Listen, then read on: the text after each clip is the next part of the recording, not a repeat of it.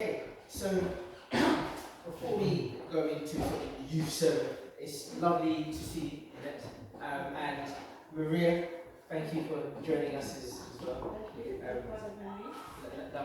to have you. Now, the rest of Daniel 3 is going to be read by our next reader is Joseph, and then we're going to have Angel conclude the chapter. So Joseph is going to read 20 to 28, and then Angel will read 28 to 30. So Joseph, my friend, please come forward.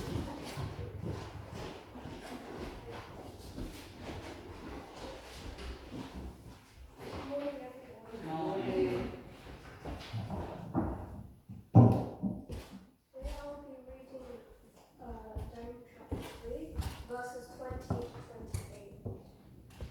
And he ordered some of the mighty men of his army to bind Shadrach, Meshach, and Abednego, and cast them into the burning fiery furnace. These men were bound in their cloaks, in their tunics, their hats, and their other garments, and they were thrown into the burning fiery furnace. Because the king's order was urgent, and the furnace overheated, the flame of the fire killed those men who took up Shadrach, Meshach, and Abednego. And these three men, Shadrach, Meshach, and Abednego, fell bound into the burning fiery furnace. Then King Nebuchadnezzar was astonished, and rose up in haste. He declared to his counselors, "Did we not cast three men bound in fire?" They answered and said to the king, "True, O king." He answered and said, "But I see four people, unbound, walking in the midst of the fire, and they are not hurt, and the appearance of the fourth is like a son of the gods." And then Nebuchadnezzar came near to the door of the burning fiery furnace.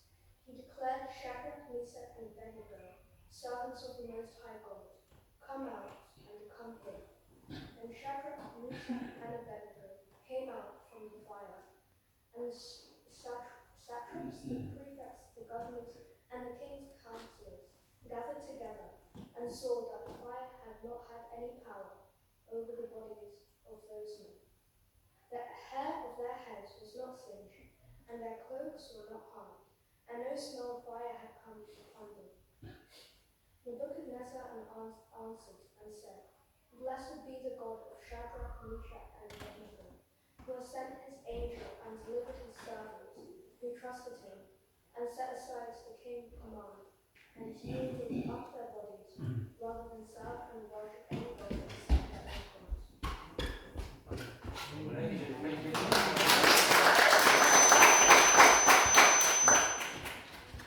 And our last and final reader, we have Angel.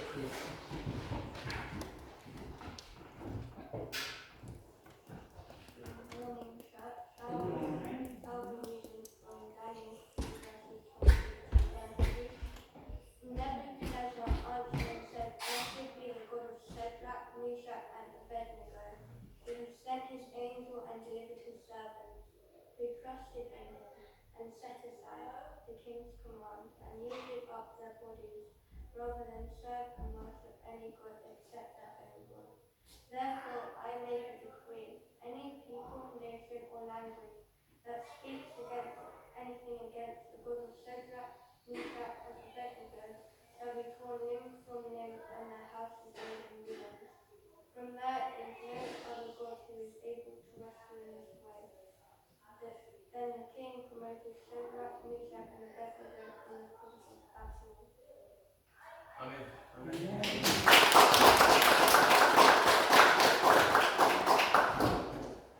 Let's just pray before we go into the message.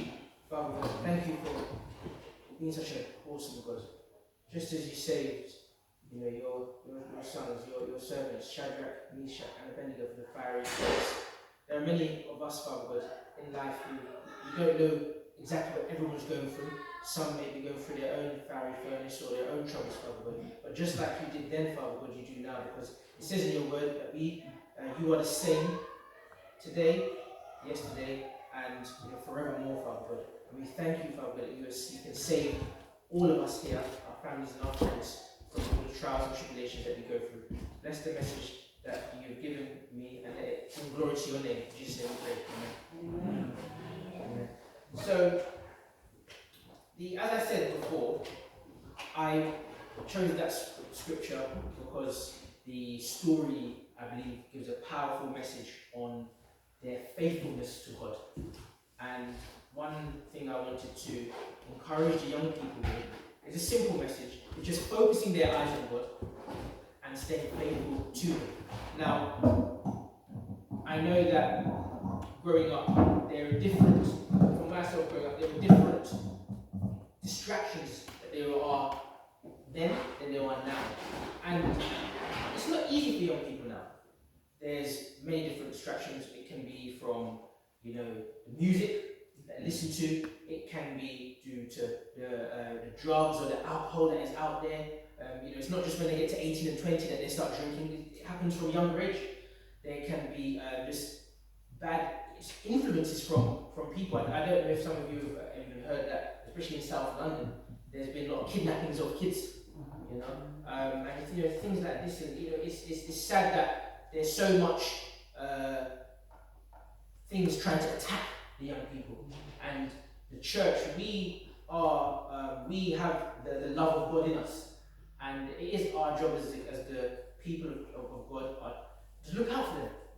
And I just wanted to encourage them with just that story and the message that I'm going to give today. Now, we talk about how, my question was to the young people. I'll ask Adriana and what steps out? Adriana and Tyrese is there. One of the other young people to step back in, because Adriana gave a wonderful point actually about what she learned from that. But I remember I was 24 in 2011 when I decided to give my life to God. Although I grew up in church, like most young people in this area, Afro-Caribbean, you follow your parents to church, but it doesn't mean that inside you understand who God is.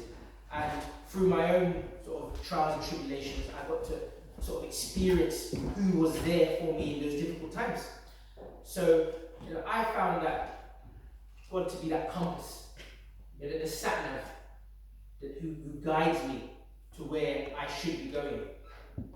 And when you decide to worship God, I think it gives you, what I've learned is that it gives you sort of values. Because nowadays I believe that strong values are hard to come by. You ask, even adults today, what do you stand for? What do you stand for?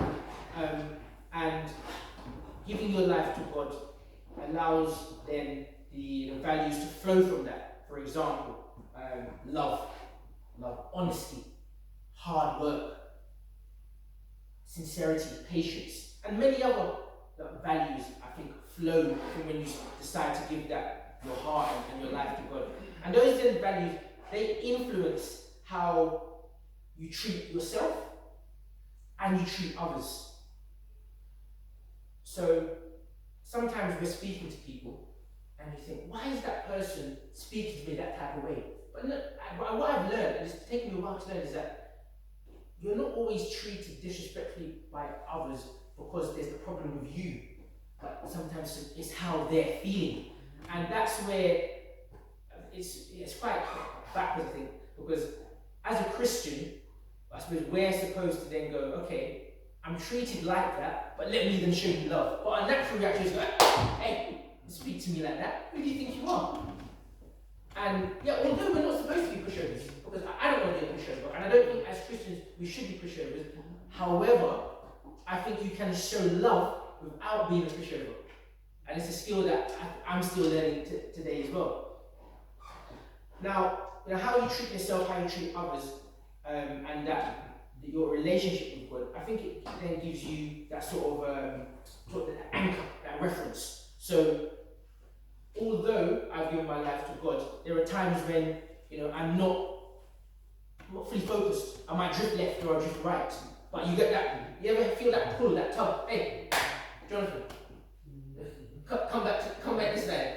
And if it wasn't for people like Andrew, Adrian, Deanie, me and Olivia living next to it's funny because even though we live next to the church, we feel no pressure to be any more sort of righteous or holy than anybody else. Because I've understood that to be a Christian is just to, as I said, love God with all your heart, mind, body, and soul. Love your neighbour as you love yourself. But I'm going to make mistakes. And young people, you will make mistakes at school. You will make mistakes wherever you go.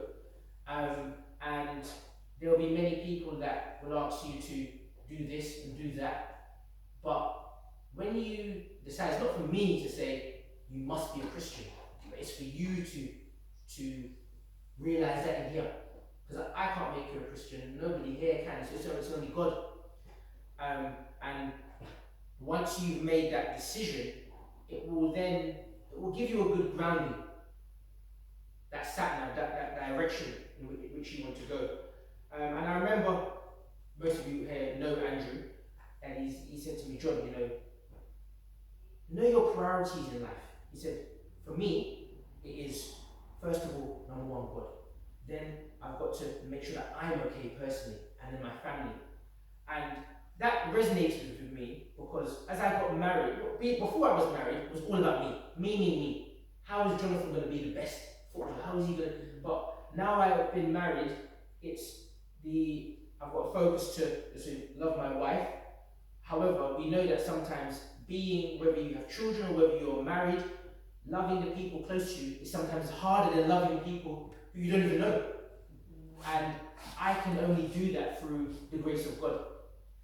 So what Andrew said, God first, you take care of yourself, your family has really resonated with me and always been a good reminder. And that gives me a clear focus and sort of, I call it my set of non-negotiables. Because I know now, for example, when I got married in 2015 and I started working at David Lloyd, and they said, okay, John, you're going to work Sundays. I don't work Sundays. No. I go to church on Sundays. And that's when people start to understand, oh, okay, Angel, that's what you're about. VJ, that's what you're about. Louis, that's what you're about. If people don't know who you are and what you stand for, come here on a Sunday, come and drink late on a Saturday evening. You make bad decisions, but it's not because you're a bad person or you want to do that, but because you don't know what you stand for, you get pulled left and right. And I want to encourage you, Adriana, Tyrese, to just sit down and reflect. Okay, who am I? What is it that is most important to me? Is it my family? Is it my friends? Is it God? And then, if you're not sure, write it down, speak to parents, speak to Adrian, have a chat with me, and then and we won't tell you what's most important, but we'll say, okay, I thought this, what about this? And then I think, correct me if I'm wrong, the rest of you, but I think those values, they shift and change as you grow older. They don't stay the same all the time. I'm sure, God willing, when Olivia and I have children, the values will shift a little bit more, change, and it's a different kettle of fish. But what really stood out to me in the scripture was Daniel 3 was 15 to 18. I'll just read it again. Now, if you are ready, when you hear the sound of the horn, pipe, lyre, trigon, harp, bagpipe, and every kind of music, to fall down and worship the image that I have made well and good. But if you do not worship, you shall immediately be cast into a burning fiery furnace. And who is the God who will deliver you out of my hands? Now, I think we all have those situations in life. I remember, for example, talking to my sister, and she's a dancer. And when you're in the entertainment world, there's a lot of these agents or people that say, okay, to get this job, you must do this. To get this job, you must do that.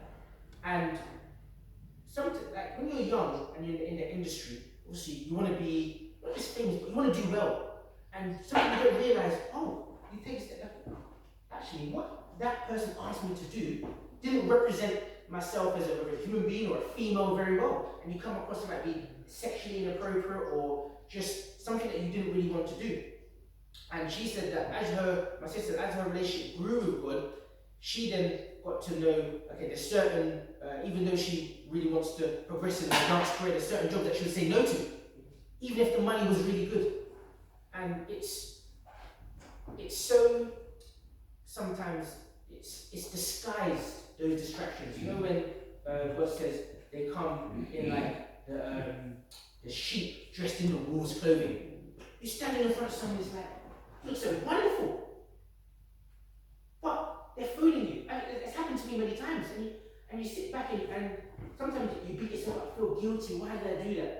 But then I realize that hey, there's many of these servants in the Bible that did similar things, even worse. But as long as you come back to that anchor, this is when I talk about the VJ movie, your values. You make a mistake, no worries. You make a mistake, but you come back and hey, boom, love myself. Okay, so I'm not going to do that because that doesn't show that I'm loving myself. And it goes on to say, Shadrach, Meshach, and Abednego answered and said to the king, O Nebuchadnezzar, we have no need to answer you in this matter. If this be so, our God, whom we serve, is able to deliver us from the burning fiery furnace, and he will deliver us out of your hand, O king. But if not, be it known to you, O king, that we will not serve your gods or worship the golden image that you have set up. What conviction that they have there. We will not serve that God. We will not serve those idols, those things there. And what really stood out for me there at the end was that he says, but if not, so they wasn't fully, so not that fully, they knew that there may not be, there may be a chance that they may get burnt, but they still didn't waver. And I must say that if there was a chance that I was going to get burnt in the fire, I'm not sure I would have had that same conviction, because that's a serious thing. That's a serious thing, but I want to encourage myself and us that we can walk through a fire in life, you know, and God, we won't be touched, man. You know, he says you can walk through the valley of the shadow of death, but no harm, no evil will come for us. You know, they will, 10,000 on our left, on our right, they will drop down, and you should not be harmed. I think that's Psalms 91, is that right?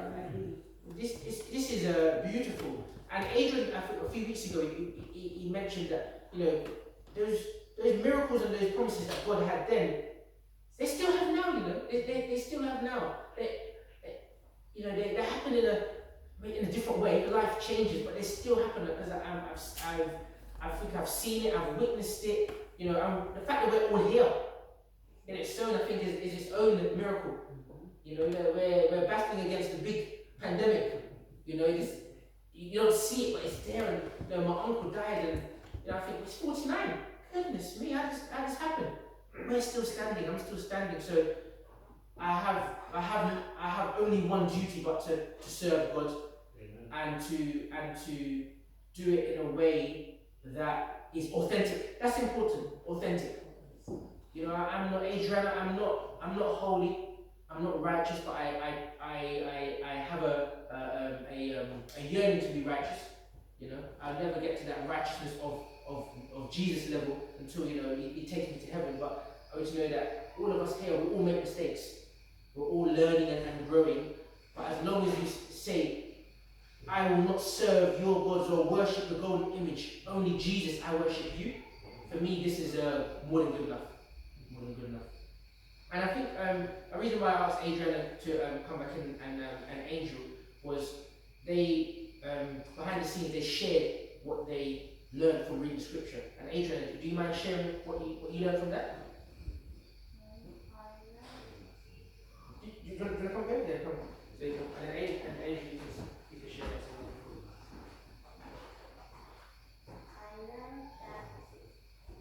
I learned that if you have a leader or some kind of very special person that's in charge of your country, and they believe in a God or something, and they say that everybody that's there has to believe in it, you don't have to listen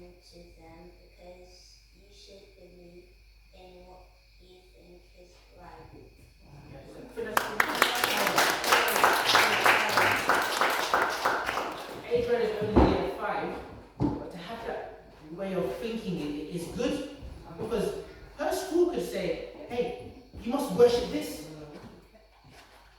But she has now the courage to go, no, I will not serve your gods or worship this golden image. I will serve only Jesus. This is beautiful. Angel, do you want to share what you learned from it? I learned that Nebuchadnezzar was evil and you should follow him if you don't want to. You have your own life. Yes. So that was, my message was very short, but I just wanted it to be clear and straight to the point. You know, focus on God, be faithful, but also I think to myself and to the rest of the adults, we have to help them do that as well because it's not easy. I'm sure there'll be some times in their life that they will question God. You know, why am I following this God? You know, things aren't going. But hey, Angel, don't worry. Adriana, don't worry. You know, we've been through it. Keep going, keep them on the straight and narrow, so that one day, you know, they may be leading a church or whatever it is that will proclaim God's name. So thank you all for listening, and just close that sermon with a prayer.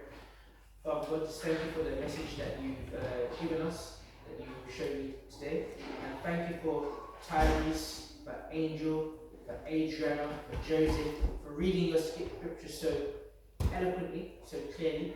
And I ask, Father God, that you help them to keep their focus on God, that they stay faithful to God, and when distractions come, that they will say that they will not worship or serve other gods or idols, they'll only worship the one and true God, Jesus Christ, Father in heaven.